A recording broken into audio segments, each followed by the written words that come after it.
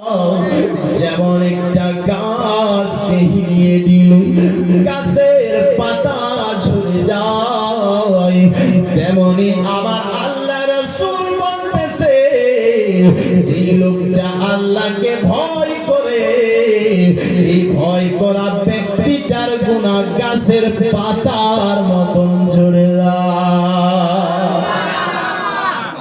আল্লাহকে ভয় করা ব্যক্তিটার গুনাহ গাছের পাতার মতন ঝরে। কিন্তু মুসলমান, আপনি আমি ভয় করি না। আসুন আরেকটি হাদিস আপনাদের শোনাই। হযরতে আনাস বিন মালিক রাদিয়াল্লাহু তাআলা আনহু থেকে বর্ণিত, তিনি বলতেছেন কি, আমি রাসূলুল্লাহর কাছ থেকে শুনেছি, রাসূল পাক বলেন, আল্লাহ তাআলা বলবে, আখরিজু মিনান নারি মান যাকারানি ইয়াওমান আও খাফানি ফি মাকামিন।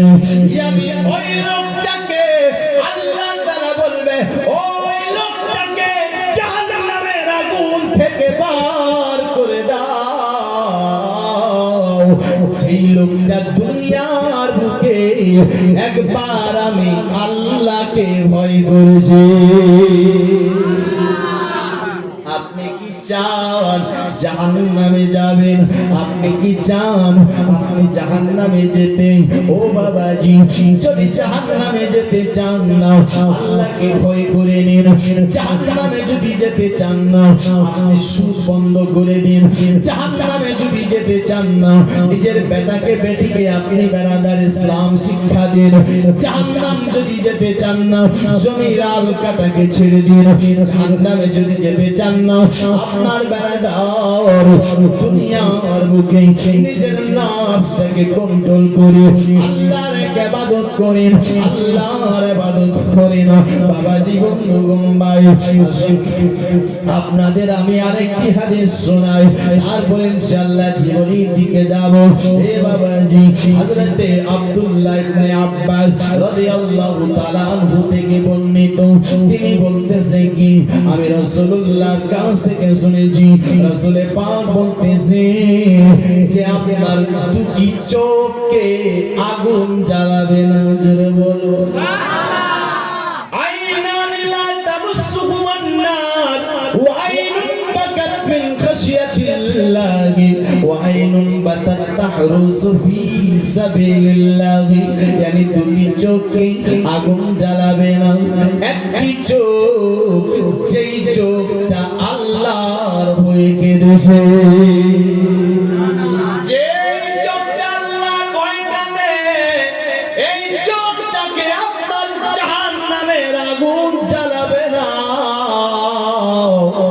আর একটা চোখ হবে, যে চোখটা আপনার বেরাদার আল্লাহর রাস্তায় রাত কেটেছি, আল্লাহর জন্য রাত কেটেছি, আল্লাহর যার রাহে আপনার রাত কেটে দিয়েছি, ওই চোখটাকে জাহান্নামের আগুন জ্বালাবে না, আগুন জ্বালাতে পারবে না।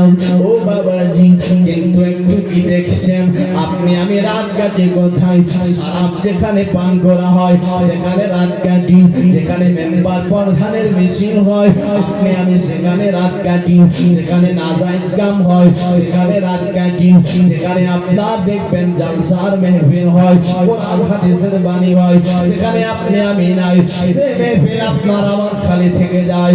এ মুসলমান, এ বাবাজি, আপনি আমি আলেম ওলামার কাছে গিয়ে আপনার বসবো না, ভালো মানুষের কাছে গিয়ে বসবো না। যেই জায়গাতে ফিতনা ফাসাদ, সেই জায়গায় আপনি আমি রাত কাটি। ও বাবাজি, এমএলএ এর মিটিং এ, এমএলএ এর মিছিল, মেম্বার প্রধানের মিছিল, কেন রাত কাটি? কারণ একটাই, যদি এমএলএ এর মিছিলে রাত কাটি, তাহলে এমএলএ আমার বাড়িতে একটা টিবল দিতে পারে। যদি মেম্বার প্রধানের মিছিলে ঘুরতে পারে, রাত কাটতে পারি, তাহলে আপনার এই প্রধান মেম্বার আমার বাড়িতে চাকরি করে দিতে পারে, এমএলএ আমার বাড়িতে একটা ঘর দিতে পারে, আমাকে টাকাওয়ালা বানিয়ে দিতে পারে, দৌলতওয়ালা বানিয়ে দিতে পারে। বাবাজি, দৌলতের আশায়, টাকার আশায় আপনি আমি কি করি গো? আপনি আমি বেরাদার তাদের পিছে পিছে ঘুরি, কিন্তু আমার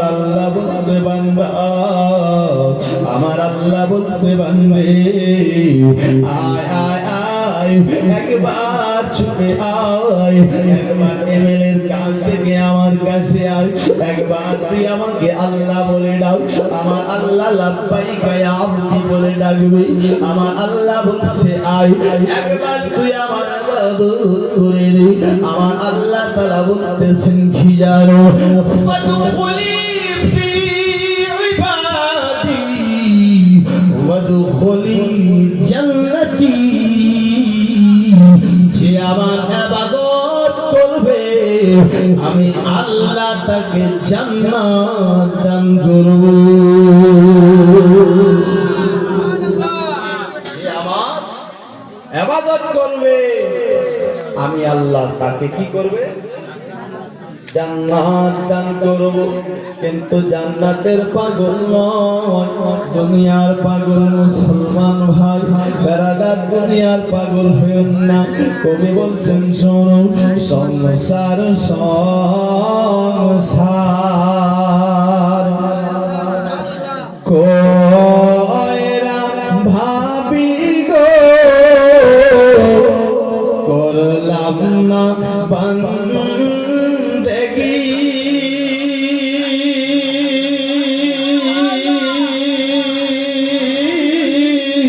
কিভাবে কাটাবি মনরে কবরের জিন্দেগানি রে।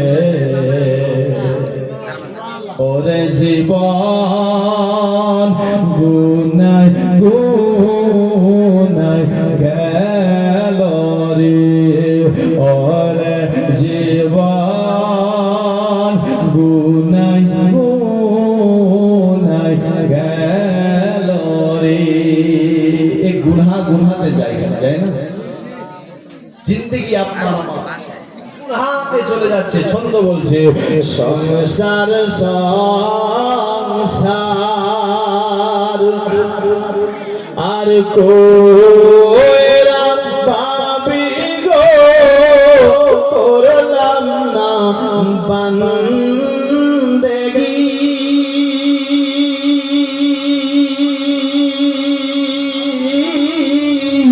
কিভাবে কাটাবি মনরে কবরের জিন্দেগানি রে।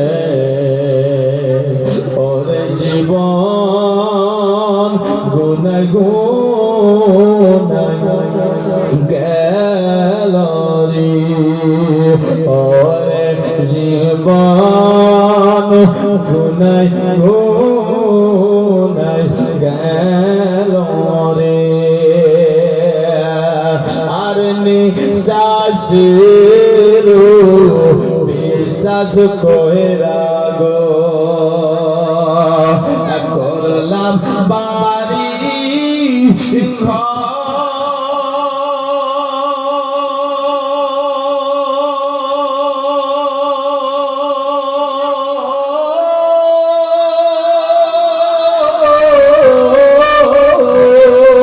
কোনদিন জানি আজ রাইলে আইসা রে, সবই করিবে তোমার পারে। ওরে জীবন গুনায় গুনায় গেল রে, ওরে জীবন গুনায় গুনায় গেল রে। আর টাকা পয়সার মায়ায় পয়রা গো, আর ডাকলে না মাওলা রে।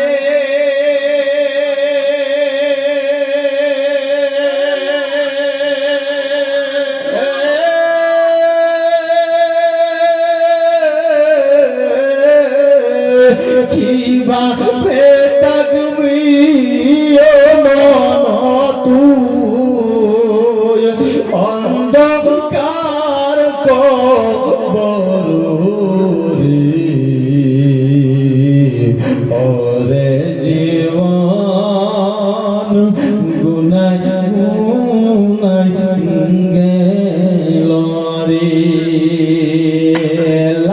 দুজনে বলুন সুবহানাল্লাহ। আরে বাড়ির পাশে পুকুর পারে গো বাঁধবি বাঁশের ঘর